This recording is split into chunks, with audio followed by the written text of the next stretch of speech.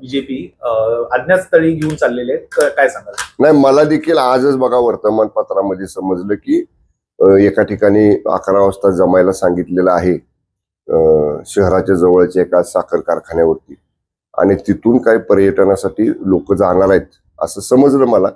मी काय त्याची माहिती घेण्याचा प्रयत्न देखील केलेला नाही.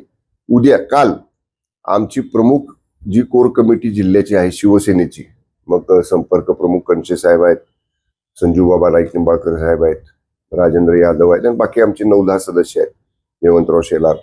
आम्ही प्राथमिक चर्चा काल ह्या बाबतीत केली आणि त्याच्यामध्ये असं ठरलं की आपल्याही सदस्यांची मतं ऐकून घ्यावीत. जवळपास 46 मतदान हे शिवसेनेचं आहे जिल्ह्यामध्ये. तर उद्या आम्ही 11 वाजता सर्व सदस्य जे मतदार आहेत त्यांची बैठक बोलवलेली आहे साताऱ्यामध्ये. जी कोर कमिटी आहे म्हणजे आमची 10 लोकांची 11 लोकांची, आम्ही सर्वजण त्यांचं म्हणणं ऐकून घेऊ आणि शेवटी आम्हालाही कोर कमिटीला मर्यादा आहेत. आम्ही त्यांचं म्हणणं आदरणीय एकनाथजी शिंदे साहेबांच्या कानावर घालू आणि मग शेवटी मला असं वाटतंय आमच्या पक्षाचा तरी निर्णय शिवसेनेचा हा मुंबईमध्ये होईल.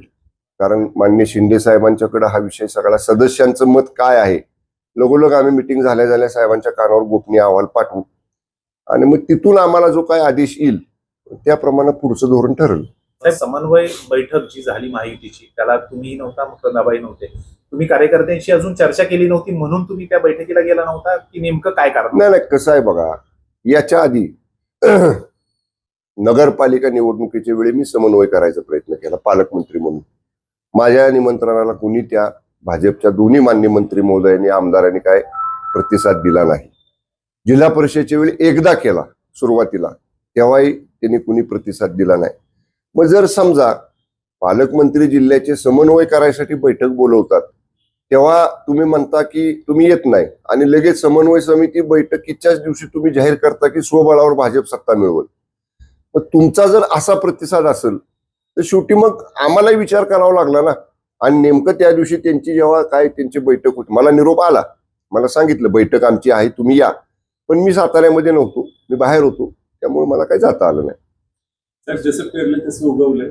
भाजपनं जिल्हा परिषदच्या वेळी जो स्वबळावरचा नारा दिला आणि त्यानुसार आता मित्रपक्षांची गरज त्यांना पडते. एकंदरीत जर पाहिलं तर भाजपकडे आता मित्रपक्षांना मदत मागितल्याशिवाय त्यांचं मतदान पूर्ण होणार नाही किंवा उमेदवार विजयी होऊ शकत नाही, अशी परिस्थिती आहे.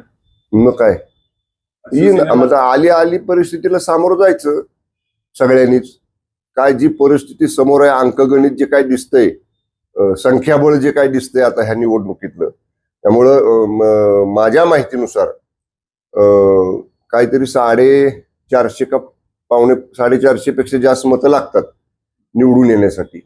त्यामुळं आता ते बहुमत गाठणं ही आता त्यांची जबाबदारी आहे किंवा ती बहुमत गाठलं पाहिजे यासाठी सगळेजणच प्रयत्न करतायत. लोकशाही मराठी ऐका, पहा, जागरूक रहा.